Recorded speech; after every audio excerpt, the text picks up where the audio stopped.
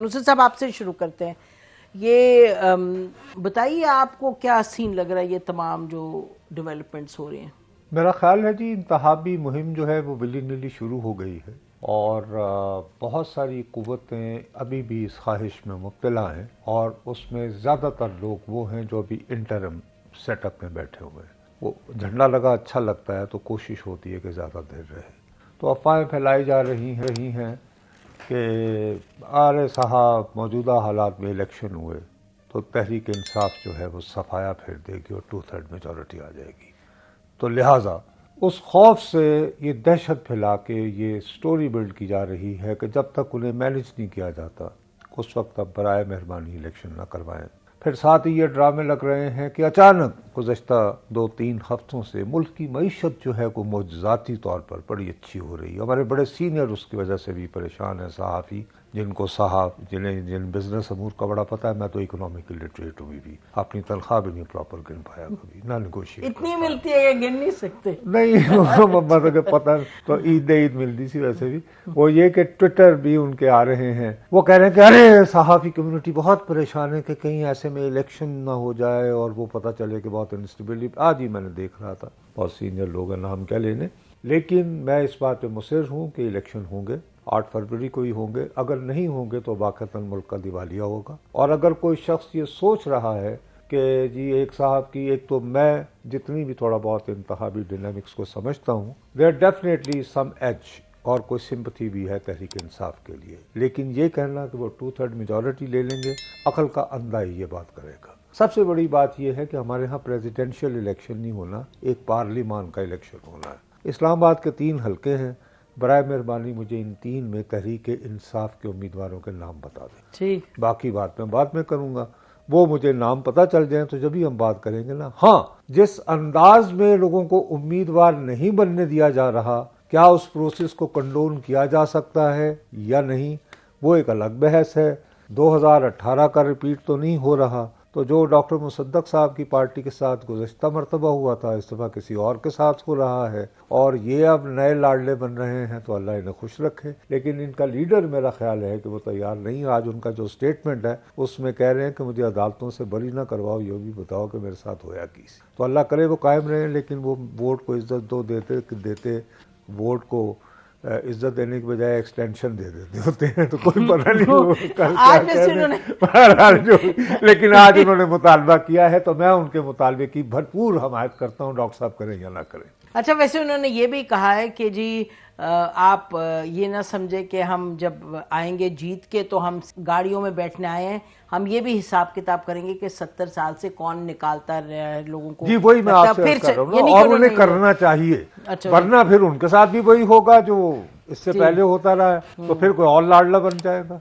Game तो will be ये जो है ना, ये तो स्टॉप होना चाहिए ना, कहीं ना कहीं। नुसरत, ये जो अभी शर्मिला ने पूरी एक चार्जशीट दी है, your quick comment on it before I go to Jhagra साहब। देखिए, वो जो यानी पॉइंट्स उठा रही हैं वो वैलिड हैं। इन 2 जमातों ने एक दूसरे के साथ इस किस्म के वाकयात ना किए होते माजी में, तो शायद हमें वो कुछ ना देखना पड़ता जो बिलाखिर 2018 ऑनवर्ड हम देख रहे हैं। वो कह रही है लेकिन पीएमएलएन ज्यादा करती रही है। देखिए, जाहिर है वो अपने पॉइंट ऑफ व्यू से यही कहेंगी, ये अपनी दास्तान। फिर अगर इनसे पूछेंगे तो डॉक्टर साहब बताएंगे कि जी कैसे फारूक लगाली साहब ने इंश्योर किया कि जी यानी कि उनके एड्रेस से पहले जो है वो मियाँ शरीफ साहब को गिरफ्तार कर लिया गया। सो यू नो, एक हवाले से वो उनको ज़रा थोड़ा सा, शर्मिला बीवी को इस वजह से है कि वो डायरेक्ट विक्टिम रही हैं। उनकी तो बाकायदा फिर तस्वीरें दिखाई जाती थी जेलों में डाल के। वो साहब एहतसाबुर रहमान मैंने उनका नाम रखा हुआ था, मैं ख़ुद भी खैर उनसे काफ़ी बड़ी मुश्किल से ही बचा हूँ।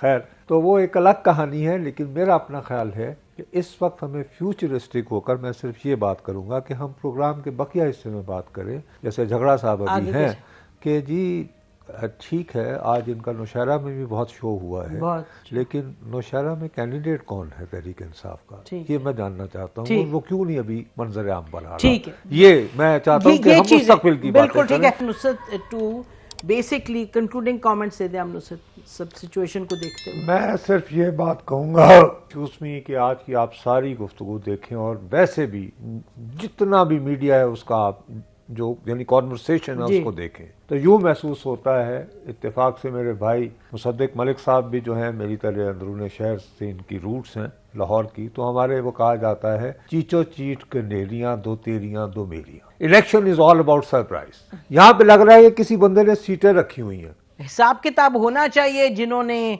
बहुत बड़े बड़े ब्लंडर्स कमिट किए पाकिस्तान की सियासत में, और साथ आईपीपी के साथ जो मीटिंग हुई उसमें क्या हुआ।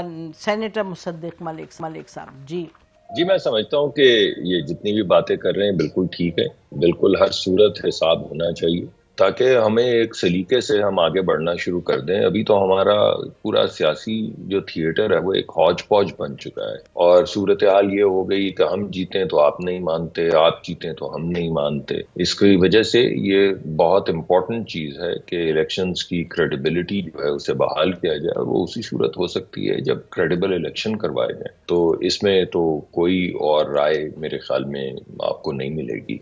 दूसरी बात जो उन्होंने इलेक्शन के हवाले से भी कही, आपने प्रोग्राम के इब्तदाइये में भी बात की तो मुझे बड़ा अजीब सा लगा जो आपने कहा कि एक रहनुमा पार्टी के जो हैं उनके अलावा कोई भी क्लीन नहीं है। तो वो मुसद्दिक मलिक साहब, I don't like to interrupt at all, लेकिन अगर मैं ये कह दूं अदब के साथ कि मैंने नहीं कहा, बिलावल भुट्टो साहब ने कहा है। जी, मैंने यही कहा, मैंने पार्टी के सरबराह कहा है ना। अच्छा, पार्टी के सरबराह ने ये कहा। जी, मैं तो वही बात की है, और मैं तो बल्कि उनका नाम भी नहीं लिया। मैंने कहा पार्टी के सरबराह ने कहा है, मगर उनकी अपनी पार्टी में काफ़ी बुजुर्ग सियासतदान हैं जिन पे मुख्तलिफ औकात में इल्ज़ामात भी लगते रहे। तो वो क्या ये कह रहे हैं कि बाकी सब करप्ट हैं? हम उनकी अपनी पार्टी के जो बुजुर्ग रहनुमा है वो भी करप्ट हैं और वो सिर्फ अकेले ही नॉन करप्ट आदमी। तो बड़ी अजीब सी बात लगती है।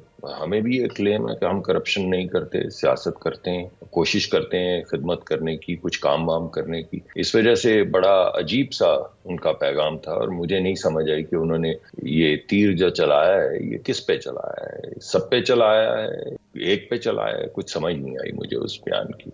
और आपका कोई और भी सवाल था? ये यही दो सवाल थे। चलिए, और भी था। I come back in the second round के आईपीपी से क्या बातचीत हुई, but let me go to Sharmila Farooqui साहबा जी। शर्मिला, ये बताइएगा जो आज बिलावल भुट्टो की जो स्टेटमेंट अभी हम चला रहे थे कि एक तो उन्होंने कहा कि गेट नंबर 4 की सियासत मैं नहीं जानता, तो ये किसकी तरफ इशारा कर रहे हैं? देखिए, पाकिस्तान की सियासत के अंदर पिछले 70 सालों में बहुत सारे ऐसे मामलात और वाक़यात हुए हैं जिनके ऊपर बहुत बड़े बड़े सवालिया निशान हम उठा सकते हैं। 70 साल के अंदर गेट नंबर 4 की सियासत कई बार हुई है। IGI भी बनी, पाकिस्तान पीपल्स पार्टी पेट्रियट्स भी बनी, ये IPP भी बनी है, बहुत सारी चीज़ें। ये आप, मैं, डॉक्टर साहब, हम सारे जो यहाँ बैठे हैं, नुसरत जावेद साहब बहुत सीनियर सियासतदान, बहुत सीनियर जर्नलिस्ट हैं और बड़ी गहरी नज़र रखते हैं। इनका आर्टिकल भी एक आया है अखबार में जिन्होंने सिंध के हवाले से भी तबसरा किया है। देखें, बात यह है कि कोई ढकी छुपी बात नहीं है। मुल्क से बाहर चले जाना, मुकदमात बनना, फिर बाहर चले जाना, फिर वापस आना, फिर वो सज़ाएं मुअत्तल हो जाना, फिर क्लीन चिट मिल जाना, ये इस तरीके से नहीं होता। ये किसी आम आदमी के लिए नहीं होता है। हम तो खैर यहाँ जेलों में रहे, हमने जेलें भी काटी, ना हम जद्दा गए, ना हम लंदन गए, ना हमने कभी मैच फिक्स किया।